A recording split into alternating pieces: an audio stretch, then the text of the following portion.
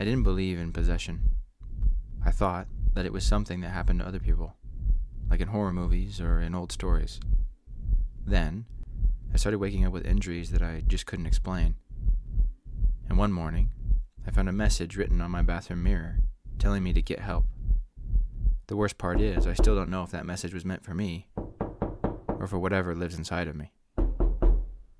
Today's story is entitled, I Think I'm Possessed, and it was uploaded to the r/NoSleep subreddit by Undead Watcher. And it starts like this. I didn't believe in possession until it happened to me. When I first moved into the old house on Greenwood Lane, I thought the strange things I experienced were just the adjustment jitters. New place, old wood floors, weird acoustics. You tell yourself anything to avoid the real explanation. But then it started. At first, it was subtle. Nothing I could point to and say, that's not normal. Just little things. A whisper in the corner of the room when no one was there. A cold draft that wasn't accompanied by an open window. The feeling that someone was standing just behind me, even when I knew I was alone. I chalked it up to stress. New job, fresh start. Maybe I was just overwhelmed. But the symptoms escalated. One night, I woke up with scratches on my forearm. Long, crooked lines that weren't there when I went to bed. I looked at them in the bathroom mirror, confused and half asleep, thinking I must have hit them on something. But my room was empty.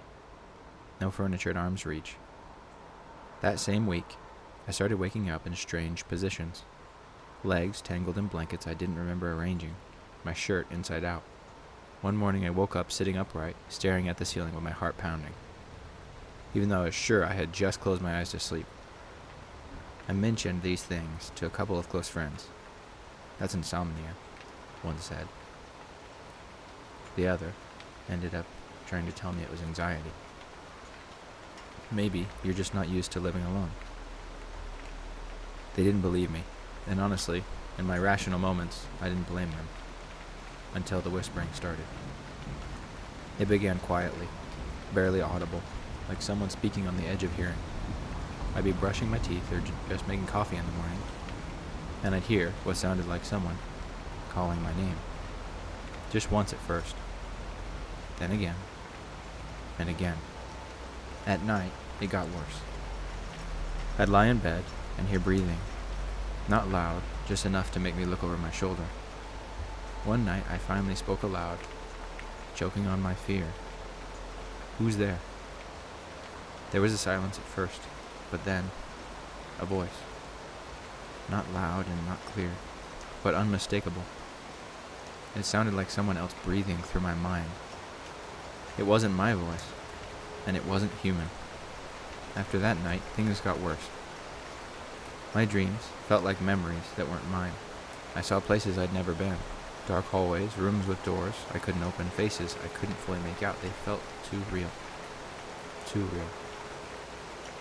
I'd wake up exhausted, as though I had lived another life while asleep, and the bruises continued. Not just random marks either. Deep, angry purple marks, forming in patterns that I just couldn't explain.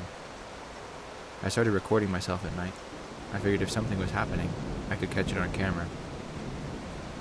The first few nights showed nothing abnormal, but then, on the fourth night, I heard movement before I saw it. Something walking through the hall outside my bedroom, slow and deliberate, like it was studying each step. My camera picked it up. Not well, just a blur passing through the doorway. Enough for me to know I wasn't imagining it. I went into the hallway and saw something on the floor. Footprints. Not mine, but bare footprints, smeared, headed towards the bathroom. I followed them with a pounding heart. The trail ended at the sink, and right above it, written in the condensation of the mirror, as though someone had traced it with their finger, "Get help." I didn't know if it was me, if it was the thing inside me, or something else altogether. I tried to ignore it. I locked the doors, kept the lights on, tried to stay awake as long as possible, but sleep always came. And with sleep came the whispering. One night it was louder, so loud it wasn't whispering anymore. It was in my head. It said, "I'm here." I screamed, I bolted upright, and there, in the darkness of my room, I saw a shape. Not fully formed, just a shadow at first, but thick and heavy, like smoke that took the shape of a man, and it looked at me. It didn't speak, not with words, just intention, just hunger. I ran to the bathroom and turned on all the lights, the figure dissolving into nothing, but the mirror showed something else behind me. A handprint, dark and ominous, imprinted on the glass. It wasn't mine. I went to church the next day. I really just wanted answers. I prayed. I asked God to take it away, but when I walked out, I felt eyes on me. The whispering wasn't gone. It had just moved inside of me. Now it's constant. At night, when the house is quiet, I can hear it breathing in rhythm with mine. Sometimes I wake up speaking words I don't remember thinking. Sometimes I wake up in a place I don't even recognize. And I know it's watching. Not just watching me, but inside of me. I don't know how much longer I can keep it contained. I don't know if anyone could help me. All I know is this. If you ever hear something whispering your name in the dark, if objects move when you aren't looking, if you wake up with bruises and scratches you can't explain, don't ignore it. Don't think you can reason with it. Don't think you're alone, because whatever this is, it won't leave you. It will only get louder. And one day, it might not wait for you to wake up. The end.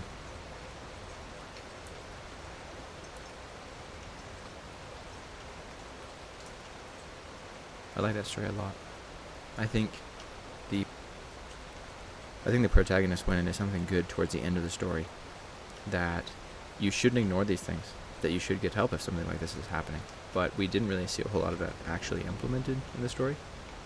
So, if you were to do something different in this scenario, first off, maybe even just having a sleepover, having somebody sleep in your house with you. Ideally somebody who's a light sleeper that'll wake up if you start, walking around and doing weird stuff, right? Other than that, there's always religion. I mean, I guess the implication of demons means there is an implication of a god. So, you have to factor that in. But I think that this is kind of another story of confirmation bias. And we can kind of transition that really well into the lesson for today's story.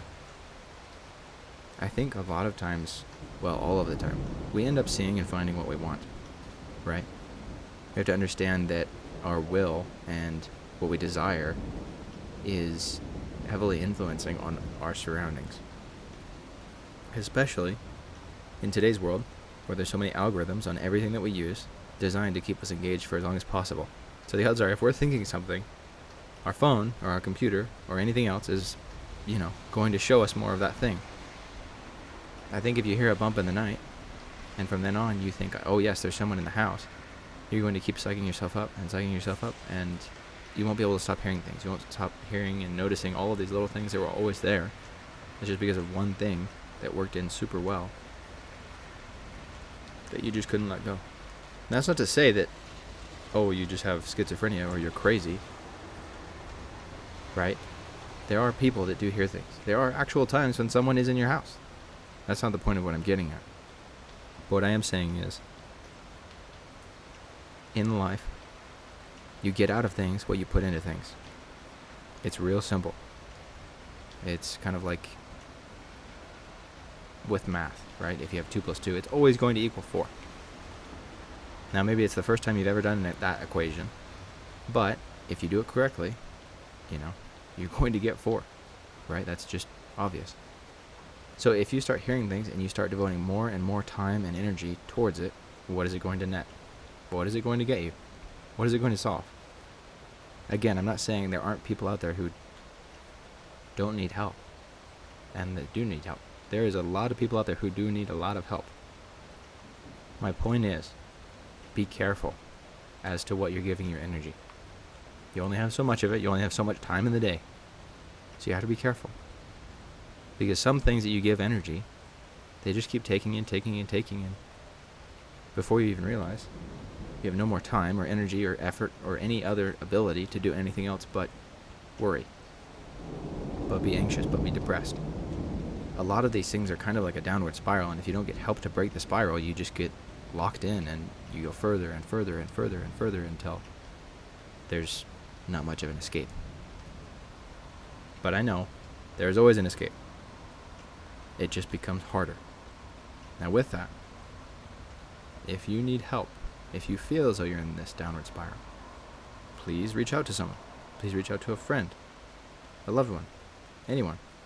They have so many phone numbers you can just call or text for free that want to help. Please, you are never ever alone. And just know that if you have devoted all this energy and time to something, there is no too far. There is nothing that you've done in your life that's worth doing something so serious over. Please, get help if you need help. This story is a great analogy for this. This story is a great analogy to how it's so easy to kind of concoct an echo chamber in our own mind. And I think that that is truly the lesson for today. Get help when you need it, and be careful where you spend your time and energy. Now, with all that being said, I'm Cece. This is the Crucible of Character. Today's episode is actually number 50. I'm so excited to be able to make these videos and to finally see a lot of new subscribers coming in. I appreciate you all. I hope that you liked today's story. If you do, make sure to tell me down in the comments what you thought, if you got a different lesson, what I could do to make my videos any better. And with that, if you are still here, please take a minute to consider subscribing. I do really appreciate it. In that way, you won't miss out, as I do post a new video every weekday. So please, if you enjoyed today's video and you want to see more, subscribe, or you may not find them again. And with that, I love you all. Don't die, be safe, and I'll see you tomorrow.